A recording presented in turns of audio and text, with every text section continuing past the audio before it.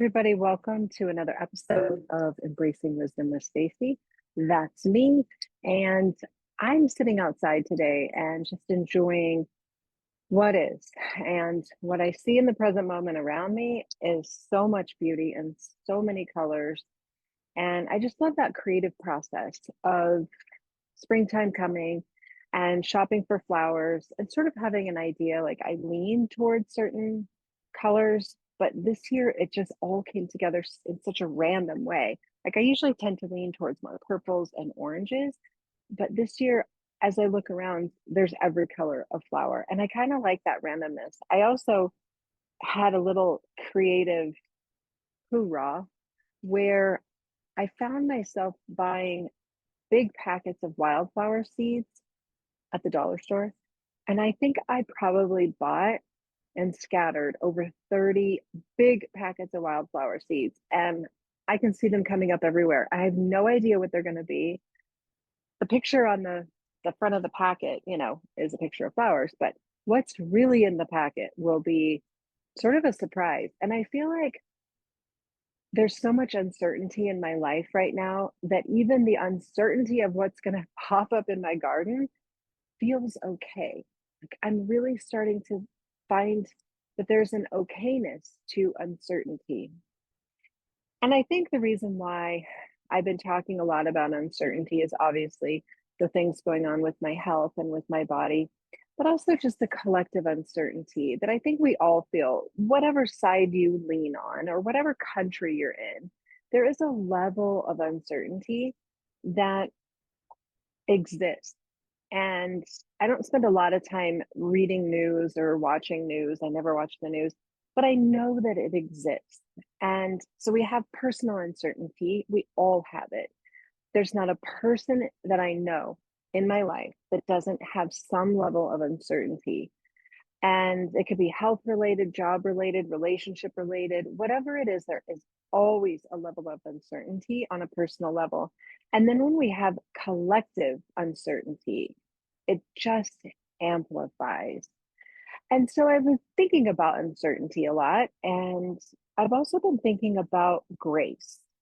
And I recently wrote something on my blog that was poetic in nature, which I'm not a poet by any means, but it just sort of, the thoughts just sort of processed that way. And I think for many of us, we have been counseled and taught that grace is something that is gifted upon us, that it is an external thing, that people give us grace, or, if you have that spiritual belief system that God gives us grace, that there's universal grace, that is an external thing. And I agree to a point, there is external grace. People give me grace all the time. I forget something or I screw up on something. The people in my life give me grace. And I extend grace to others all the time. I think as human beings, it's just what happens. Where I think the grace has shifted in my life is the ability to give myself grace. I hold myself at an extremely high standard, higher standard than I hold anybody in my life. I expect so much of myself. And through this last 16 months of going into a hip replacement with so much hope that for the first time in 10 or 12 years, I would have resolution to constant pain. And so people obviously know about my hip replacement. That's been the 16-month long journey that included 2 revisions.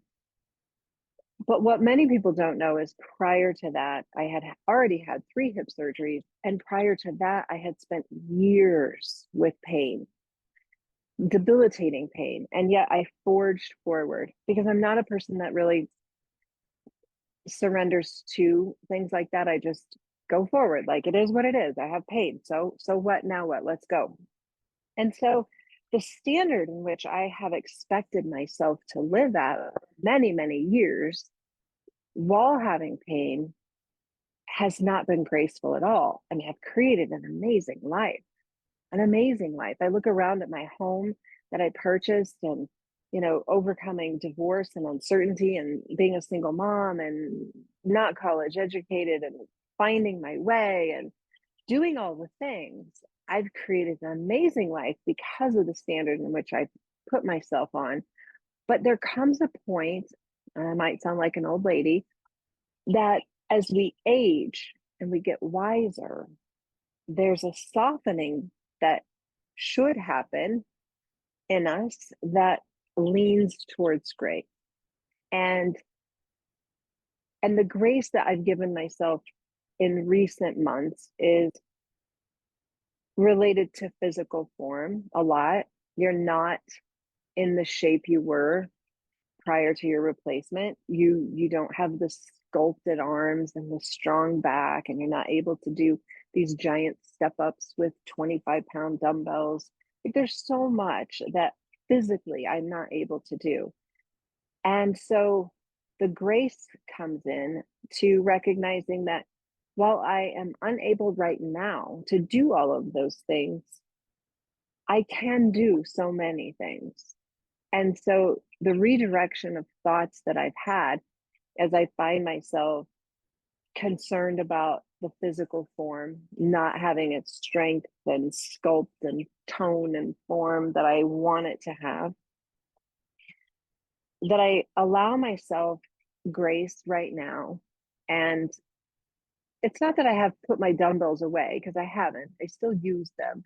I just use them in a different way. I use them in a way that has a lens of grace to it.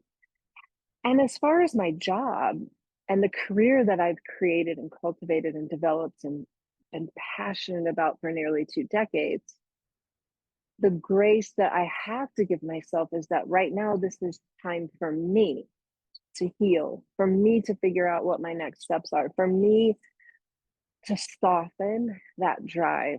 And it doesn't mean that I am done by any means. And it doesn't mean that I'm a quitter. And those are all the internal narratives that I've had over the last 6 months. But there's a shift in me that right now I need me and I need to show up for me. And if that means that I bake more bread and give it to neighbors and I spend more time in my garden and I'm not pushing myself as hard on the career path, that's grace. And I also find grace in giving myself the space to really think about the relationships in my life that serve me the best and sorry, my dog's chasing something. And how do I want to show up in those relationships that aren't always for the other person, that aren't always worried about what they think or worried about their feelings? But grace, internal grace, is admitting to myself, I don't have it in me today. I don't have it in me today to show up for coffee or for lunch. I don't have it in me, and to be okay with that. And I think as we go through times of uncertainty, whether it's personal uncertainty, collective uncertainty, taking that inward gaze and asking ourselves in a really strong and powerful way, what is going to serve me is grace. What can I do to soften myself that is a gentle hand of grace? And this really has come more and more apparent to me as I've been diving deeper into the yoga philosophies, the 8 limbs of yoga, and trying to teach those, because my body is so different. And my physical practice or my asana practice is so, so different. I've really been trying to broaden the scope of my teachings to include more of those 8 limbs. And the one that I'm just kind of hunkered in on right now is Pratyahara, which is the inward gaze, the inward look. And it's really doing that self exploration of the inner world and eliminating the external noise and chatter. And a lot of times that external noise and chatter are the things that we read about in the news or hear on the television, or the opinions of others. Or I joke all the time that we've lost our ability to even buy toothpaste without reading a review on Amazon. And so eliminating all of that and just going inside and asking ourselves, first and foremost, who am I? and trying not to label that as your career, because you're so much more than that. You're so much more than your ability to hit a baseball home run or lift heavy weights or run a fast mile. You're so much more than that. You're so much more than your abilities, your disabilities, your everything. You're so much more than that. But when we identify with the external labels, identities, career, we lose a sense of that inward gaze, that inward knowing. And that is where grace steps in. And as I've been exploring this in my own practice, who am I? Who am I? Not the adaptive yoga teacher, not the mindfulness coach, not the mom, not the May. Who am I? And I return to that place in me that we all are, which is love. And when I peel the layers of the onion and I shed those labels and identities and I come back into the essence of who I am, it is love. And when we have love as our predominant truth, grace is so natural. It's so available. So to tie that all together, yes, we have uncertainties. Personally, our family members, our friends, collectively, wherever you live, there is uncertainty. And the inward gaze eliminates that for a moment, eliminates the external uncertainty, the external opinions, the external expectations. And it allows you return to self, which is love. And where there's love, there's grace. So that's how I've made sense of the world these days, my world, the big world, and just have enjoyed.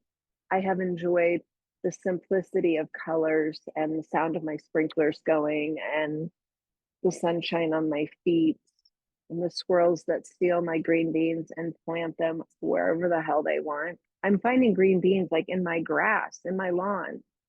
I don't know what their deal is with the green beans. They don't generally steal other seeds, but they got something for my green beans. And last year I sort of laughed the whole summer because I was finding green beans all over the place. And I think this year is going to be a repeat of that. But that's okay because it's uncertainty, right? I have no idea what my wildflowers will be. I have no idea where my green beans are going to grow. I'm going to give myself grace. I don't have to have the perfect rows of green beans. I don't have to have the perfect color combination because it's all beauty. It's all going to be okay. So that's what I have for you today. And I hope that you will do some self-study. In yoga, we call it Pratyahara, and it really goes hand in hand with Pratyahara, which is the fifth limb of yoga, the fifth bicycle wheel, if you will, that really asks us to turn inward, eliminate the external opinions and noise and influences and chatter, and go inside and figure out who we are. And when you find that place, it will be love because we were all born as love. And then when there is love, there is grace. Pretty amazing, huh? All right, have a beautiful day. I'll see you soon. I've got some good things coming and some good things planned as I find some certainty in my life, and I'll be sharing more about that in the coming weeks. So take care. Go inward. You are loved. You are worthy of grace, self-grace. And I hope you have a beautiful day. Thanks for hanging out in my garden today. I'll see you soon. Bye.